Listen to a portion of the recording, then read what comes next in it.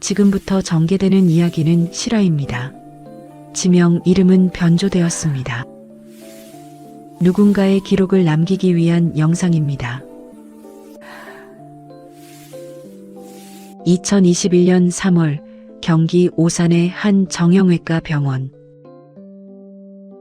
여자 환자 10인실 20일째 밤이었습니다. 윤상호 씨는 침대여 플라스틱 의자에 몸을 구부린 채 앉아 있었어요. 57세 남자가 어머니 간병하면서 여자 병실에서 숙식하는 건 병원 개원 이래 처음이라고 했습니다. 간호사들은 처음엔 놀랐지만 이제는 그의 존재에 익숙해졌어요. 창밖으로 차가운 바람이 불었습니다. 병실 형광등이 희미하게 깜빡였어요.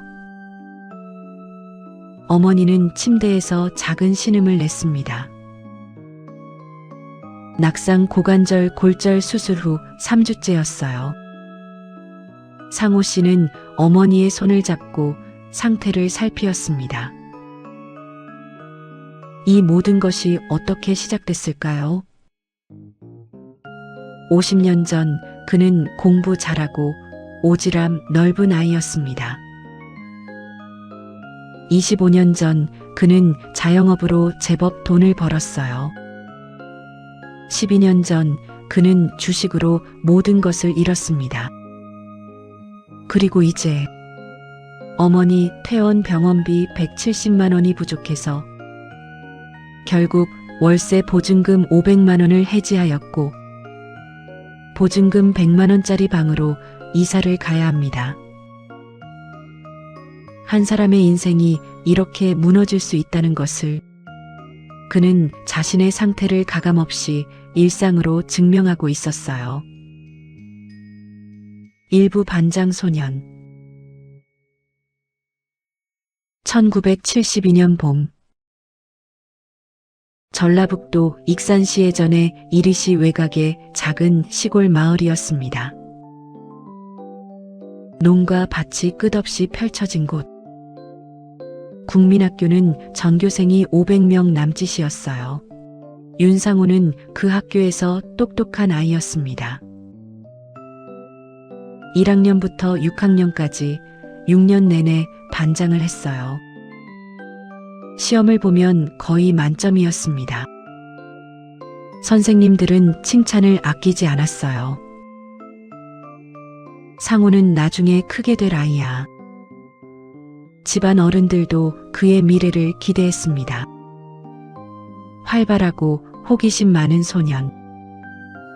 오지랖도 넓어서 동네 어른들 심부름도 마다하지 않았어요. 1978년 3월 중학교에 진학했습니다. 시골을 떠나 도시 익산으로 향했어요. 입학 성적은 최상위권이었습니다. 신입생 350명이 6개 학급으로 나뉘었어요. 입학시험 성적순, 순환 배치로 단편성이 이루어졌어요. 상호는 1학년 5반 반장이 되었습니다. 하지만 시골 어린 소년의 도시 중학교 진학에는 근본적인 문제가 있었어요. 집에서 학교까지 소요시간 1시간 30분, 걷고 버스 타고 다시 걷는 등하교 시간은 하루 3시간이 넘었습니다. 아침 6시에 일어나 7시 버스를 탔어요. 저녁 6시에 집으로 가는 버스에 타면 어둠이 내려앉아 있었습니다. 도시 아이들이 하는 자율학습 같은 것은 아예 참여를 못했어요. 버스 안에서 흔들리며 졸던 소년의 얼굴에는 어느새 피로가 새겨졌어요. 체력이 고갈되기 시작했습니다. 학업에 대한 흥미도 함께 사라져갔어요. 더욱이 어린 소년의 눈에는 도시의 분방한 분위기가 눈에 들어옵니다. 부모의 통제에서 벗어난 자유. 그 자유는 달콤했지만 이내 곧 독이 됐습니다. 담배, 술, 친구들, 밤거리. 책은 멀어지고 거리의 불빛이 더 가까워졌어요. 성적은 중위권으로 떨어졌습니다. 반장 자리도 2학년부터는 내려놓았어요. 1982년 고등학교. 그는 결국 자퇴를 선택했습니다. 학교에서 배울 것도 없다고 생각했어요. 고교 졸업장은 검정고시로 1년이면 딸 수 있다고 판단했어요. 원하면 대학도 남들보다 빨리 갈 수 있다는 건방진 자만심이 우선했어요. 그리고 그것은 평생 그를 따라다닐 첫 번째 굴곡이 됐습니다. 상호는 어릴 적부터 전기, 전자 쪽에 관심이 많았어요. 기술학원에 다녔습니다. 처음으로 소니 칼라 TV를 보았습니다. 태어나서 비디오 플레이어도 처음 보았습니다.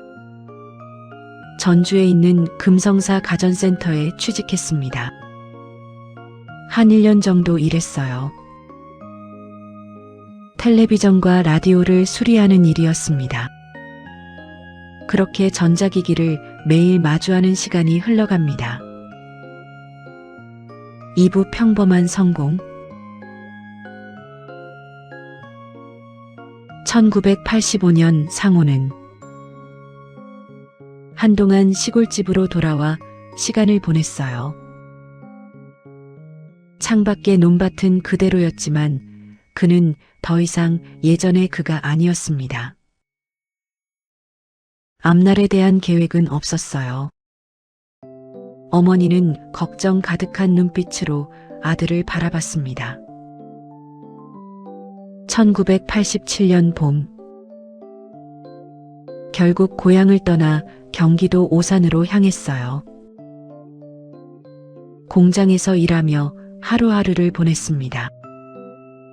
기계 소리, 땀 냄새, 반복되는 단순 노동. 청춘은 컨베이어 벨트처럼 일정한 속도로 무심하게 흘러갔어요. 7년간의 공장 생활. 그래도 그는 그 시간을 나름 즐겼답니다. 회사 동료들, 형들과 어울리는 것도 재미있었어요. 주말이면 술 한잔하고 당구도 쳤습니다. 평범한 일상이 주는 소소한 행복. 그때는 그것이 얼마나 소중한지 몰랐어요. 1995년 30이 넘은 그는 장래를 고민합니다. 다니던 회사를 그만두고 컴퓨터와 사무기기 판매, 수리 자영업에 뛰어들었어요. 오산시 중앙로 상가 건물 1층 7평짜리 매장이었습니다. 월세 보증금 300만 원, 월세 20만 원. 간판에는 상호 컴퓨터라고 적었어요. 하지만 시작은 녹록지 않았습니다. 고정 거래처가 없었기에 처음 1년, 2년은 형편없는 벌이었어요. 매출이 없어 벌이는 바닥이고 고정비는 계속 지출됐습니다. 하루 종일 매장에 있어도 사람 하나 구경하기 힘들었어요. 오죽하면 인근 학교 쪽으로 파라솔과 테이블을 가지고 가서 디스켓, 프린터, 용지, 악어 클립을 늘어놓고 팔았던 시절도 있었습니다. 1997년 여름. 전환점이 왔어요. 천리안 PC통신에서 우연히 중고 컴퓨터를 대량 취급하는 서울 사장을 알게 됐습니다. 그 사장이 취급했던 컴퓨터는 가블 컴퓨터라는 회사의 중고 286이었어요.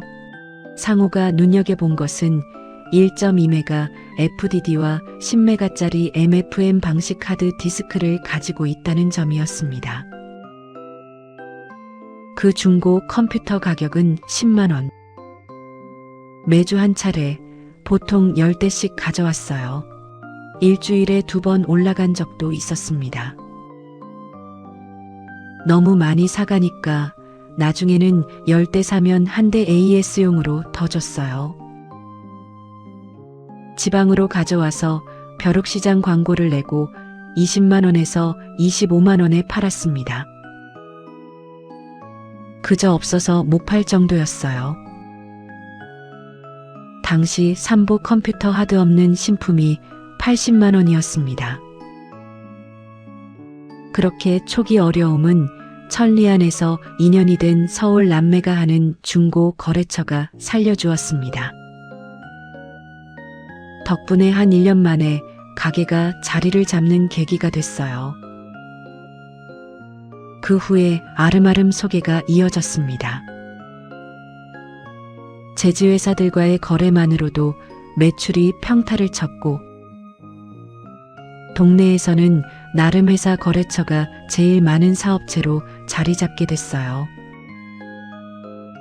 물론 사업 초기에 큰 어려운 사건도 등장합니다. 냉장고 뒤편 냉매 파이프를 만들어 LG전자에 납품하던 거래처 회사에서 받은 2천만 원짜리 어음이 휴지로 처리되는 날벼락 사건을 겪기도 합니다. 2003년 제법 많은 돈을 벌었고 생활도 안정됐습니다. 인생이 드디어 궤도에 오른 것 같았어요. 사업이란 게 처음에 자리 잡기가 어렵습니다. 하지만 일단 자리를 잡으면 이야기가 달라집니다. 사장의 마인드에 따라 규모가 정체하거나 확장성을 갖습니다. 그는 손님들에 대한 차별 대우를 하지 않았어요. 모른다고 바가지를 씌우는 일도 하지 않았습니다. 매장의 고객들도 늘어났고 수입도 우상향으로 늘었어요. 어렸을 적부터 빠른 일 처리가 최우선이던 상호는 이제 자신의 미래를 느긋하게 낙관하기 시작했습니다. 과거의 실패는 먼 기억이 되어갔어요. 어머니와 함께 오산 시내 아파트로 이사했습니다. 30평형 아파트를 구입하였습니다.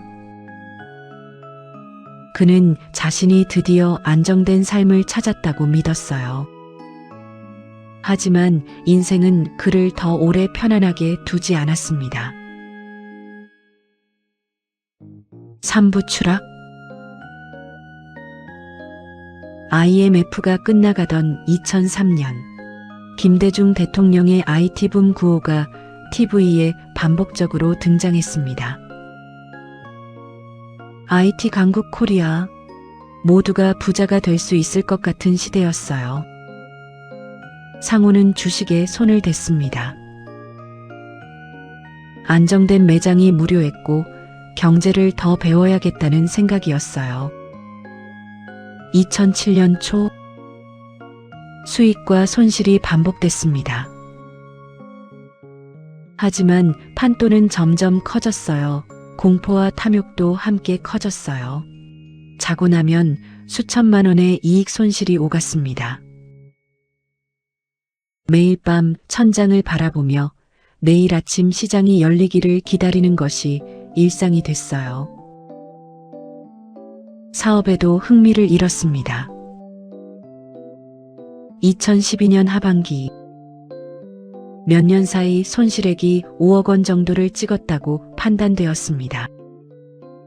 손실의 원인을 시간적 정신적 여유가 없어서 였다고 판단합니다.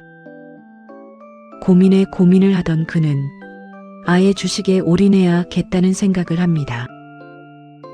매장을 넘겨버리고 주식 전업으로 넘어갑니다. 하지만 주식시장은 단기간에 그의 모든 것을 가져갔습니다. 자고 나면 몇백만 원씩 손해, 추세장을 무시하고 역추세를 타고 버티던 상호에게 지옥의 문이 열렸습니다. 불과 반년 만에 수억의 나머지 재산이 날아가 버리는 대참사가 벌어졌어요. 10수년을 일요일도 없이 밤낮을 일한 결과물인 전 재산의 나머지가 몇 개월 만에 사라졌습니다. 가을 서리가 아침 햇살에 녹아내리듯이 2014년 봄 모든 것을 잃었습니다. 상호는 연로하신 어머니와 단둘이 살았어요. 아파트를 정리하고 월세방으로 이사했습니다. 보증금 500만 원, 월세 45만 원. 주변 지인들의 연락처를 모두 지웠어요. 자신의 상태도 엉망이었고 지인들과의 만남은 고통을 가중시켰습니다. 지역사회에서 그가 망했다는 이야기는 빠르게 퍼졌어요.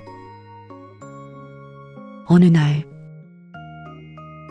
우연히 옛거래처 사장을 만났습니다.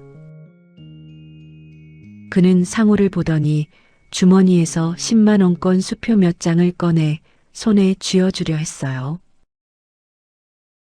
힘들지? 이거라도 하면서요. 그 손길을 뿌리치면서 상호는 어이가 없었습니다. 동시에 무언가가 내부에서 무너지는 소리를 들었어요. 내가 불쌍해 보이나? 그는 평생 누군가에게 도움을 줬으면 좋지 손해를 끼친 적이 없었습니다. 매장 운영하며 미수금으로 받지 못한 돈이 수천만 원. 필요하지도 않은 보험을 지인들 사정에 들어주고 해약한 것도 수천만 원. 경조사에도 빠짐없이 총대를 메고 다른 사람들까지 데리고 갔었습니다. 그렇게 나름 베푸는 사람이었습니다. 그런데 이제는 동정받는 사람이 됐어요. 시간이 흘렀습니다. 2017년 상호가 모든 것을 잃고 밑바닥 생활로 하루를 연명하던 그 시절, 그래도 건강에 자신이 있었습니다. 나름 머리 쓰고 일하면 예전으로 돌아가겠지 하는 막연함도 있었습니다. 하지만 생각지도 못한 일이 벌어집니다. 언제부터인가 상호의 건강이 악화되기 시작했어요. 숨이 차고 계단을 오르기 힘들었습니다. 가만히 있어도 온몸이 아팠습니다. 동네 의원급 병원에 몇 군데 돌아보았는데요. 다들 원인을 모른다고 합니다. 추천서를 줄 테니 상급 병원으로 갈 것인지를 묻네요. 하지만 당장 월세 걱정을 하는 그의 입장에서는 상급 의료기관인 대학병원에 가고 싶었지만 형편이 안 되어 정밀 검사는 차후에 하자로 미뤘어요. 결국 급격한 건강 악화로 일을 못하는 지경이 벌어집니다. 당장 다음 달 생활비와 월세가 떨어지는 상황이 발생합니다. 그는 기초수급자 신청을 진행했습니다.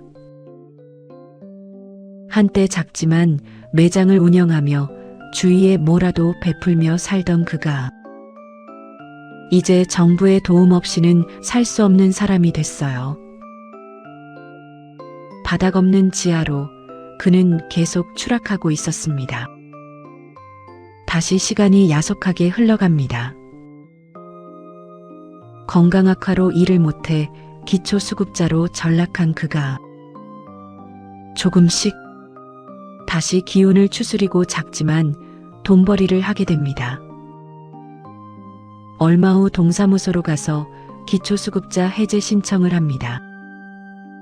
주민센터 직원이 걱정스러운 듯 상호에게 질문합니다. 수급자 해제를 자발적으로 오셔서 하는 것도 드문 일입니다. 수급자 해제 완료 후에는 모든 혜택이 정지됩니다. 괜찮으시겠어요? 앞으로 계획과 당분간 버티실 수 있는 여건은 만들어 놓으셨나요? 상우는 답을 합니다. 어떻게든 살아봐야지요. 정 어려우면 다시 찾아와서 상황 말씀드리고 도움 받겠습니다. 사부 어머니. 2019년 가을. 어머니에게 치매 판정이 내려졌습니다. 82세였어요. 치매는 남의 일인 줄 알았습니다. 엄마가 조만간 그를 알아보지 못하게 될 거라는 공포가 엄습했어요. 처음엔 가끔 헷갈리는 정도였습니다. 상호야, 밥 먹었니? 10분 뒤. 상호야, 밥 먹었어? 또 10분 뒤. 상호야. 점점 심해졌어요. 밤에 나가려고 하고 대소변을 가리지 못하는 일이 시작되었습니다. 상호는 어머니의 식사를 준비하고 아침 저녁으로 기저귀를 확인하며 하루하루를 버텼어요. 2021년 3월 어머니가 고관절 골절 사고를 당했어요. 화장실 가다 넘어진 거였습니다. 구급차를 불렀고 오산병원으로 이송됐어요. 수술비는 300만 원. 상호에게는 없는 돈이었습니다. 다행히 주민센터의 긴급 의료비 지원으로 수술은 진행됐어요. 하지만 문제는 간병비였습니다. 하루 11만 원, 한 달이면 330만 원. 상호에게는 불가능한 금액이었어요. 결국 그는 선택했습니다. 여자 환자만 있는 10인실에서 직접 숙식하며 어머니를 수발하기로. 2021년 3월 8일부터 4월 5일까지 27일간의 병원에서 어머니 간병인 생활이 시작됐습니다. 스스로 앉지 못하시는 어머니 몇 끼 식사를 보조해야 합니다. 누우시면 욕창 방지 위에서 시간마다 몸 좌우로 돌려야 합니다. 소변은 기저귀에 하시지만 하루 한두 번 대변 때문에 휠체어 태우고 화장실 갑니다. 의사의 지시에 따라서 어머니 휠체어 모시고 아래층 위층 열심히 돌아다닙니다. 병실의 눈총과 수군거림. 저 남자분은 왜 저기 계시는 거야? 간병인 쓸 형편이 안 되나 봐. 그렇습니다. 상호에게는 돈이 땡전 한 푼 없었지요. 선택의 여지가 없었어요. 낮에 틈틈이 복도의 의자에서 잠을 잤습니다. 며칠 만에 허리가 끊어질 듯 아파오고 등이 굽고 목이 결렸어요. 그나마 병원의 배려로 구석진 곳에 침대를 배정받았어요. 밤에는 어머니 옆 바닥에 가니 침대에서 눈을 감고 아침이 오기를 기다렸습니다. 3월인데도 한밤의 시멘트 바닥에 간이 매트는 한마디로 더럽게 추웠습니다. 억지로 쪼그리고 눈 붙여도 1시간마다 몸이 부르르 떨면서 자동으로 잠이 깨더군요. 씻는 것도 화장실에서 고양이 세수하고 며칠에 한 번씩 간호사님의 허락받고 집으로 돌아와 목욕하고 옷 갈아입고 병원으로 다시 갔습니다. 그리고 하루 세끼 식사 문제. 상호는 병원에서 단 한 번도 밥을 사 먹지 않았습니다. 여자 10인실에서 항상 몇 끼마다 외출하거나 식사를 거르는 환자가 한두 명씩 있었어요. 밥맛이 없다며 식판을 내미는 사람도 있었습니다. 상호는 그것을 다 먹었어요. 자존심? 그런 건 이미 그에게 사치품이 된 지 오래였습니다. 어느 날은 남겨진 식판이 여러 개가 되어 굴비 반찬을 두세 마리 먹는 흐뭇함을 느끼기도 했어요. 비참한 상황 속에서도 찾아낸 작은 행복. 인간은 그렇게도 극한의 상황에도 강한 존재였나 봅니다. 그리고 상훈의 병원 생활에서 빠뜨릴 수 없는 부분이 있었네요. 어머니 입원하신 병원이 전부 골절 환자만 계셨어요. 상훈은 27일 동안 10인 여자 병실에 있으면서 눈치껏 환자분들 수발을 들어드렸어요. 필요한 부분 있으면 심부름도 해드리고, 교통사고 들어오신 분들 계시면 검색해서 법률 인생 각종 상담해드렸습니다. 참으로 우픈 상황이었지요. 상훈은 원래 천성적으로 오지랖이 좀 넓어요. 2021년 3월 중순, 한 달여 병원 생활하면서 딱 한 번 바깥에서 식사한 적이 있었어요. 매장할 때 함께 일했던 동생뻘 지인이 찾아왔고 병원 뒤편 감자탕 집에서 식사를 했습니다. 따뜻한 국물이 목을 타고 내려가는 순간 상훈은 울컥했어요. 형, 괜찮으시죠? 응, 괜찮아.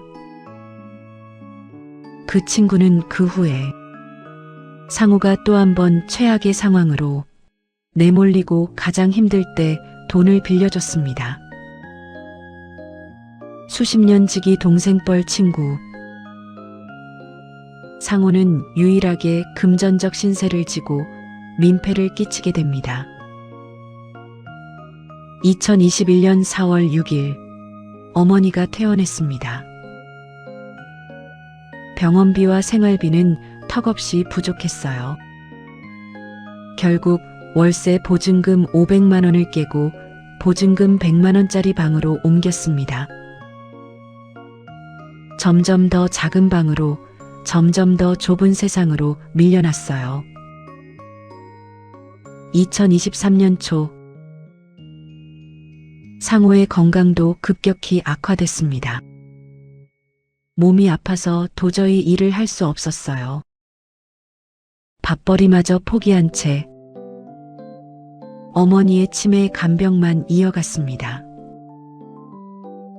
낮에 어머니와 미스트롯에서 다연히 노래 들으면서 어머니와 했던 얘기 또 하고 또 하고 또 하고 한 번 더 또 하고, 신기하게 다른 가수들 이름은 대부분 기억치 못하시는데 훈장님 딸내미라면서 다연이를 기억을 하시네요. 밥때가 되면 어머니 죽 끓이고 굴비 한 마리 반찬으로 구워드립니다. 종일 누워 계시는 어머니는 아침 저녁으로 기저귀를 이용해서 대소변을 받아내며 하루하루를 버텼어요. 결국에는 상호도 몸이 아파오고 정신도 오락가락합니다. 고민 끝에 주민센터 방문해서 상황 설명드리고 어머니를 요양원에 모셨습니다. 어쩔 수 없이 기초수급자 신분 복귀하고 겨우 마련된 선택이었어요. 2023년 9월 요양원에서 연락이 왔습니다. 어머님 상태가 안 좋으십니다. 달려갔어요. 어머니는 침대에 누워 콧줄을 낀 채 숨을 고르고 있었습니다. 상우가 손을 잡았어요. 그때 기적처럼 어머니의 눈빛이 맑아졌습니다. 상우야, 지금도 일 나가니? 아직도 그 집에 살고 있니? 인생의 마지막 시간이 고통스럽게 흘러가는 그 와중에도 어머니는 아들의 상황을 걱정했어요. 상호는 고개를 돌렸습니다. 어머니가 자신의 눈물을 보지 못하도록. 2023년 10월 10일 어머니는 요양원 생활 몇 달 만에 87세를 일기로 영면하셨습니다. 마지막 순간 어머니는 콧줄 낀 상태로 제대로 된 언어 표현이 힘들었어요. 그저 아들의 손을 잡았습니다. 말은 없었지만 어머니의 눈빛과 표정은 모든 것을 말하고 있었어요. 애틋함과 안타까움. 어머니와 아들은 그렇게 서로의 얼굴을 보면서 마지막을 함께 하였습니다. 5부 남겨진 사람. 2023년 10월 이제 썰렁한 집에 남겨진 건 상호뿐이었습니다. 가족이란 이름으로 어머니와 둘이서 한 지붕 아래에서 희로애락을 함께하며 서로 의지하며 평생을 살았어요. 그의 삶에서 마지막으로 유일하게 남아있던 존재가 사라졌습니다. 어머니의 부재는 곧 삶의 의미에 대한 부재로 느껴졌어요. 상호는 이 낯선 변화에 어찌할 바를 몰랐어요. 완전한 그리고 절대적인 절망이었습니다. 결국 상호는 포기했습니다. 무너졌어요. 2023년 겨울 그의 상태가 더 안 좋아지고 있네요. 몸은 더 약해지고 병은 깊어졌습니다. 건강과 재정은 이미 무너진 지 오래였고 신용불량 상태가 된 지도 몇 해가 되었네요. 국가에서 프리워크로 지정되었지만 원금은 그만두고 몇만 원 이자도 없었습니다. 월세방에서 그저 의미 없는 하루하루를 버텼습니다. 숨쉬는 것조차 버거웠습니다. 숨을 들이쉴 때마다 폐가 아팠고 내쉴 때마다 한숨이 됐어요. 몸을 움직이면 천근만근 온몸이 쑤셔왔습니다. 가만히 있어도 물 먹은 담요처럼 기운이 없었어요. 밥 한 끼 해결하는 것도 힘겨웠습니다. 몸이 기력을 잃고 가라앉으니 이젠 정신적인 문제도 찾아오는 듯합니다. 가스레인지 불을 켭니다. 라면 한 봉지 꺼내서 끓일 준비를 합니다. 그러나 잠시 후 그는 라면 봉지를 뜯어놓고 냉장고에 며칠 전에 먹었을지도 기억이 안 나지만 먹다 남은 누룽지를 찾아보고 있네요. 그 사이 물 담은 냄비가 얹혀있는 가스레인지는 의미 없는 가스불을 껐다 켰다가 반복됩니다. 이런저런 일이 반복됩니다. 책상에 있어야 할 물컵이 없어졌어요. 여기저기 한참 찾았습니다. 베란다 세탁기 옆에서 발견합니다. 기억은 잘 안 나지만 오전에 빨래 거들어간 생각이 나는데 아마 그때 물컵을 들고 간 것 같네요. 왜 물컵을 가지고 빨래를 거들어 갔을까? 바구니를 들고 갔어야지. 이 정도 레벨이 되면 대충 구제불능이에요. 근데 어차피 그 답을 해결할 돈도 없으니 뭐 그저 그러려니 해야겠지요. 그는 알아요. 이것이 전부 어떤 과정이고 결국은 어떤 결론으로 종국이 되는지. 2024년. 사람은 목숨이 질기기는 한가 봅니다. 상우는 합니다. 일단 문 밖으로 길바닥으로 나가면 그날 먹을거리는 벌어가지고 들어옵니다. 물론 상우의 고통은 멈추지 않았어요. 이제 그의 몸뚱아리는 고혈압, 고지혈, 당뇨 삼형제가 함께합니다. 병원비 아까워서 어쩌다 한번 가서 처방받은 알약 나누어서 먹어요. 육체와 정신의 마지막 몸부림 콜라보. 종착역이 뻔히 보이는데 왜 그는 미련을 못 버리는 것일까요?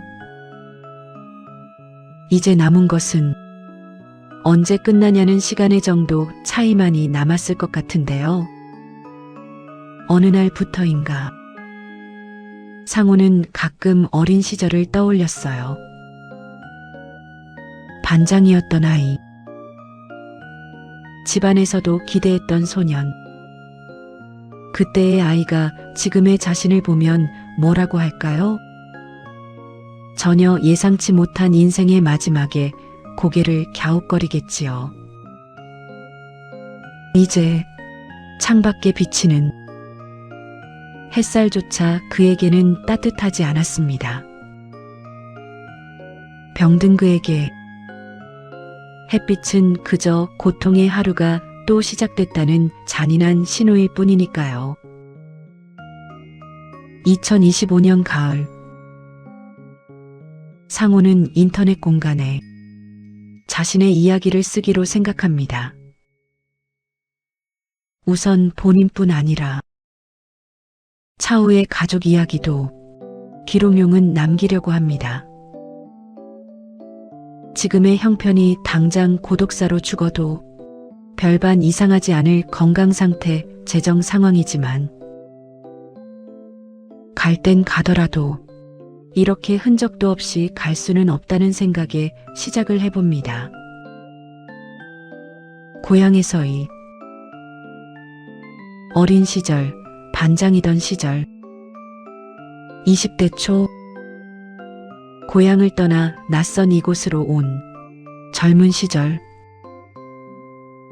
회사를 그만두고 겁도 없이 자그마한 매장을 열은 기억, 일요일도 없이 열심히 일했던 기억, 사업이 잘 되고 집안도 안정이 된 시절, 그리고 주식으로 모든 것을 잃은 시절,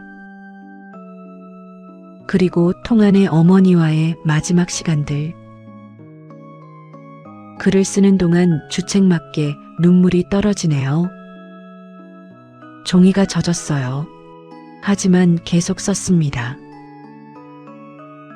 이 이야기가 누군가에게 닿기를 바라며 자신과 같은 실패를 하지 않기를 바라며, 아니, 어쩌면 자신도 한때는 빛났던 사람이었다는 것을 기억하고 싶어서였을지 모릅니다. 어느 날 오후, 상우는 창밖을 바라봤습니다. 아이들이 놀이터에서 뛰어놀고 있었어요. 그중 한 아이가 놀이용 반장 완장을 차고 있었습니다. 그 모습을 본 순간 상우의 얼굴에 작은 미소가 피어올랐어요. 그는 중얼거렸어요. 잘 살아라, 꼬마야. 너는 나처럼 살지 마.